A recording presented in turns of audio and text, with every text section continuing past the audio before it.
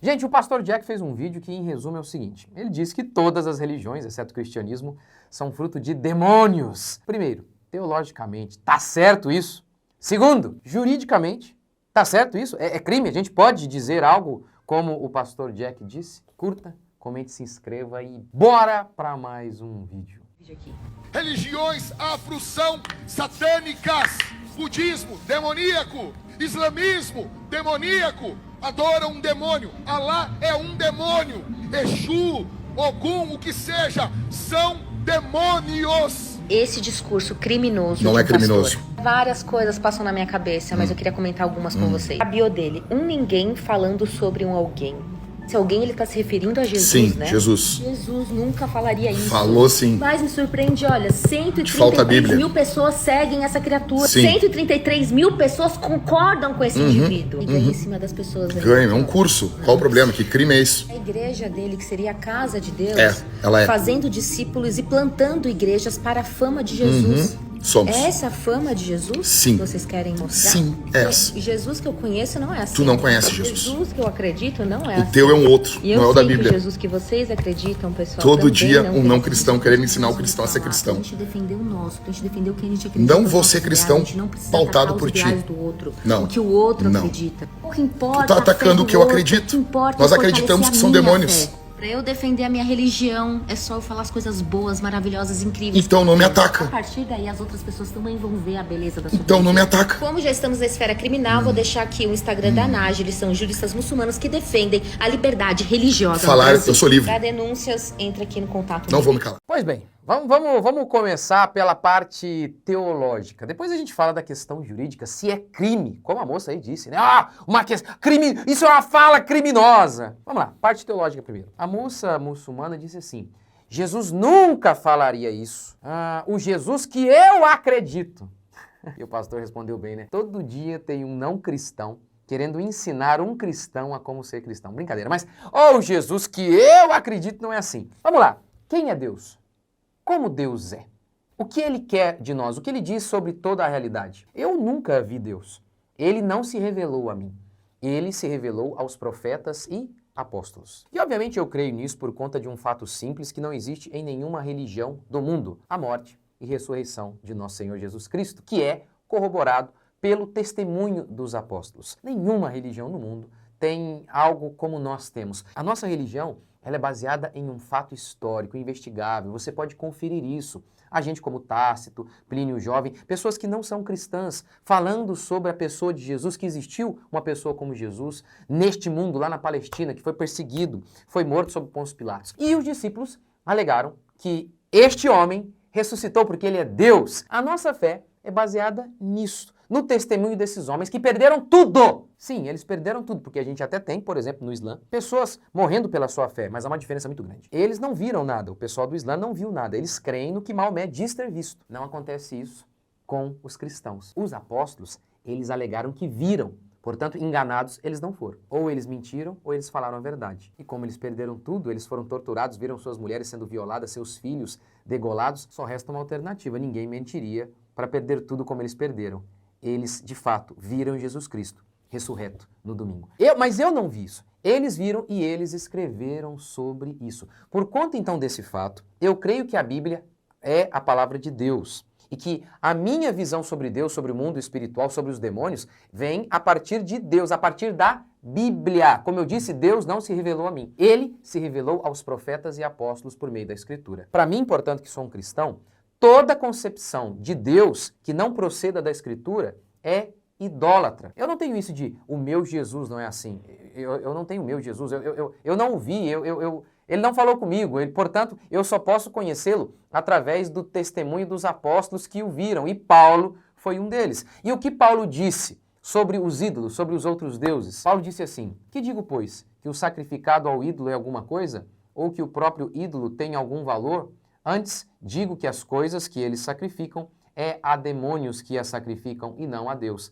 E eu não quero que vos torneis associados aos demônios. Então, para nós, toda concepção sobre Deus que não procede da Bíblia é um ídolo.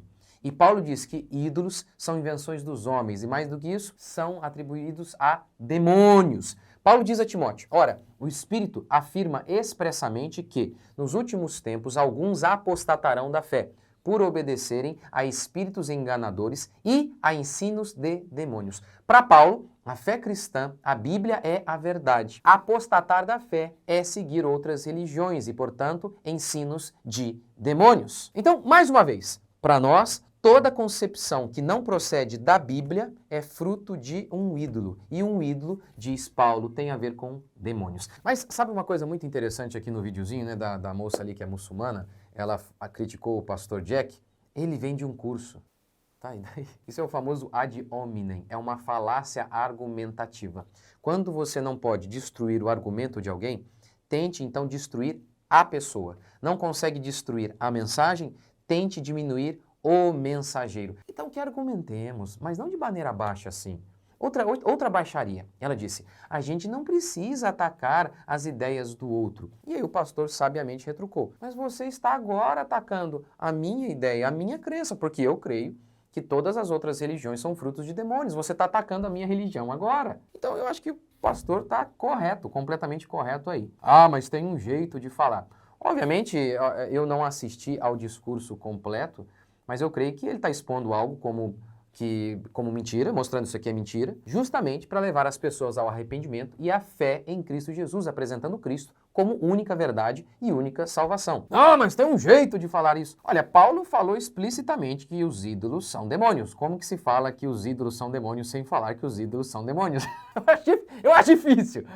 Eu acho difícil. Olha, realmente a gente tem sim que se preocupar em como nós abordamos. Nosso objetivo não é ofender alguém por ofender, mas a gente vê na Bíblia em alguns momentos o povo, João Batista, por exemplo, raça de víbora, de uma maneira mais enérgica. Eu não sei, eu acho que a gente precisa de um pouquinho mais de pastores que tem um pouquinho mais de testosterona, né? Mais gente aí como João Batista, mais gente como Jesus que de vez em quando vira a mesa. Mas enfim, vamos então à segunda parte. Ela disse que o discurso do pastor é um discurso criminoso. Ela disse assim, esse discurso é criminoso, vou deixar aqui o Instagram de sei lá quem, para denúncia. Sempre que não podem refutar ideias, querem prender pessoas. Guarde isso. Guarde isso. Sempre que não podem refutar ideias, tentam prender pessoas. Porque, sabe, não conseguem calar via argumentação. Então tentam fazer como? Vamos calá-los, mandando-os para cadeia. Vocês sempre fazem isso, né? E sabe o que é pior? Nem o STF considera que é crime aquilo que o pastor Jack fez. O STF já se manifestou sobre a possibilidade de críticas às outras religiões. Eu já falei aqui sobre isso no meu canal em outros vídeos, assista e vou repetir. O Supremo já se manifestou quanto à possibilidade de hierarquização das religiões, inclusive a partir de críticas consideradas ofensivas e desagradáveis aos membros de outras religiões. E outra, o tempo todo xingam a nossa religião. Poxa, lutem como homens.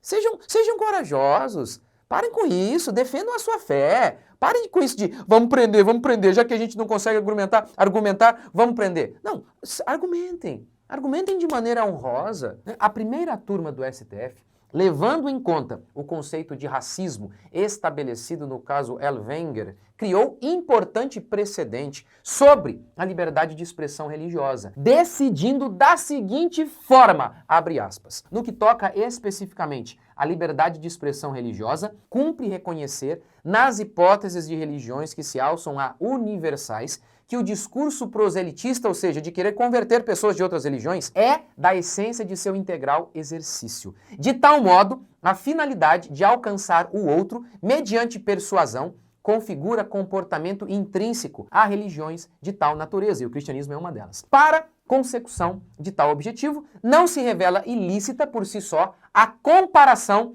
entre diversas religiões, do tipo, a gente compara e fala, a minha é a verdade, a sua é mentira, a sua é doutrina de demônio. Ele está dizendo, não é ilícito fazer essas comparações. E ele continua, inclusive com explicitação de certa hierarquização ou animosidade entre elas. O advogado Jean-Marc Regina explicou esta sentença. O STF garante a liberdade discursiva das religiões, ainda que exercida com críticas severas às demais fés. Ok, e aí a gente tem outro ponto aqui interessante. Crime comete essa moça, em tese, ao chamar de criminoso o pastor. Porque, de acordo com o artigo 138 do Código Penal, caluniar alguém dizendo que essa pessoa cometeu o crime, sendo que ela não cometeu, é crime. Portanto, pastor Jack, processe essa moça. Pode nos chamar de herege. Vocês são... O ensino de vocês é de demônio. Tudo isso faz parte do campo das ideias. Mas dizer que somos criminosos, aí não. Porque, e veja bem, pense no absurdo disso.